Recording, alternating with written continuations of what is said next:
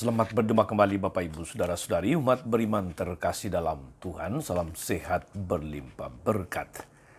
Hari Kamis tanggal 11 Juli 2024, gereja memperingati seorang kudus, Santo Benedictus Abbas. Dia salah seorang yang membuat atau membawa pembaruan dalam kehidupan membiara, dan itu juga berarti dalam kehidupan menggereja. Saya Romo Agustia Seser mengajak saudari-saudara merenungkan kutipan Injil Matius bab 10 ayat 7 sampai 15. Kita mendengarkan sabda Tuhan. Dalam nama Bapa dan Putra dan Roh Kudus. Amin. Pada waktu itu Yesus bersabda kepada ke-12 muridnya, "Pergilah dan wartakanlah, kerajaan surga sudah dekat. Sembuhkanlah orang sakit, bangkitkanlah orang mati. Tahirkanlah orang kusta, usirlah setan-setan. Kalian telah memperolehnya dengan cuma-cuma, karena itu berilah pula dengan cuma-cuma. Janganlah kalian membawa emas atau perak atau tembaga dalam ikat pinggangmu. Jangan kalian membawa bekal dalam perjalanan. Janganlah kalian membawa baju dua helai, kasut atau tongkat. Sebab seorang pekerja patut mendapat upahnya. Apabila kalian masuk ke kota atau desa, carilah di situ seorang yang layak dan tinggallah padanya sampai kalian berangkat. Apabila kalian masuk ke rumah orang, berilah salam kepada mereka. Jika mereka layak menerimanya, salammu itu turun kepadanya.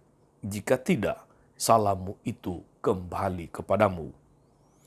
Dan apabila seorang tidak menerima kalian dan tidak mendengarkan perkataanmu, keluarlah dan tinggalkan rumah atau kota itu, dan kebaskanlah debunya dari kakimu. Aku berkata kepadamu, sungguh, pada hari penghakiman, tanah Sodom dan Gomora akan lebih ringan tanggungannya daripada kota itu." Demikianlah sabda Tuhan. Bapak Ibu Saudara-saudari umat beriman terkasih, hari ini sekali lagi gereja memperingati seorang kudus, Santo Benedictus Abbas. Santo Benedictus Abbas itu dikenal dalam gereja karena dia berjasa dalam membawa pembaruan dalam kehidupan membiara. Kata kuncinya adalah pembaruan. Ia rela memenuhi permintaan warga masyarakat dan komunitas biara supaya dia hadir di tengah-tengah mereka untuk memberikan pencerahan dalam kehidupan masyarakat dan dalam praktik kehidupan mereka. Banyak orang senang atas kehadiran dan upaya yang dilakukan oleh Santo Benedictus, tapi tidak sedikit juga yang menentangnya, tidak sedikit yang menolaknya. Bahkan juga ada yang berupaya untuk mencelakakan atau meracuni dia supaya mati. Benedictus tidak menyerah, juga tidak takut. Tuhan melindungi dan membantunya sehingga melalui dirinya terjadilah pembaruan yang luar biasa dalam masyarakat dan dalam kehidupan membiara pada masa itu. Saudari-saudara umat beriman terkasih dalam Tuhan, Tuhan memilih, menugaskan atau mengutus Santo Benedictus untuk melakukan pembaruan dalam kehidupan dan mengantar orang kepada kebenaran dan keselamatan. Santo Benedictus menerima tugas itu dan menjalankannya dengan setia dan tabah. Menjalankannya dengan sungguh setulus hati, tanpa pamrih. Seperti kisah Injil hari ini, Tuhan memanggil dan mengutus para rasulnya, para muridnya, untuk mewartakan kerajaan Allah yang ditandai dengan mengusir setan, menyembuhkan orang sakit, membangkitkan orang mati. Apa tujuan dari penugasan atau pengutusan para rasul itu, saudara-saudari?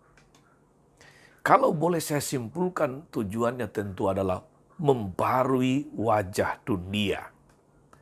Sebagaimana kata kunci kehadiran Santo Benediktus itu adalah pembaruan kehidupan menggereja, kehidupan membiara. Demikianlah kita juga sebagai para pengikut Kristus, seperti para rasul, diutus untuk membarui dunia yang ditandai dengan macam-macam hal yang tadi dikatakan saudara-saudari, mengusir setan yang senantiasa membuat orang semakin menjauh dari Tuhan, menyembuhkan orang sakit, karena orang harus menikmati hidup yang baik, sehat jasmani rohani di hadapan Tuhan, membangkitkan orang mati.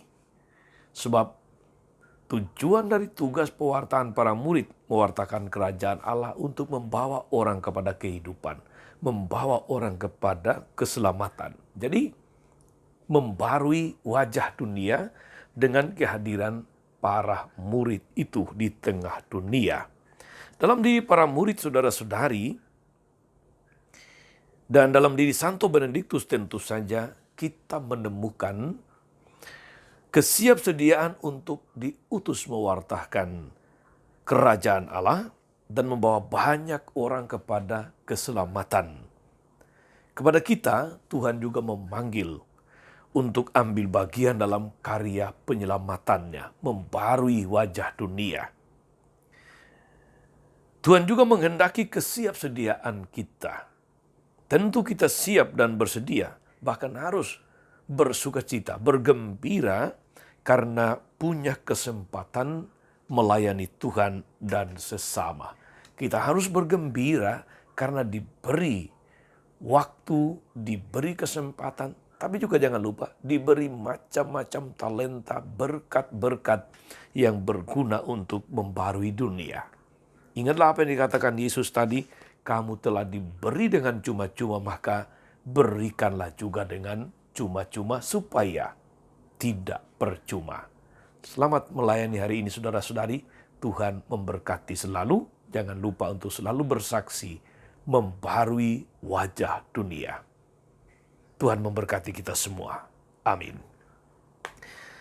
Tuhan Yesus Kristus, kami bersyukur karena Engkau memberi kami kesempatan ambil bagian dalam karya keselamatan-Mu, membarui wajah dunia. Kami bersyukur juga atas Santo Benediktus yang Kau utus untuk membarui kehidupan menggereja, kehidupan membiara, yang membawa dampak luar biasa bagi kehidupan gereja dalam kesaksian sebagai umat-umat pilihan-Mu. Semoga kami memiliki hati yang siap sedia untuk ambil bagian dalam karya penyelamatanmu di tengah dunia ini dengan pengantaraan Kristus Tuhan kami. Amin. Saudari-saudara sekalian, berkat Allah turun atas saudari-saudara.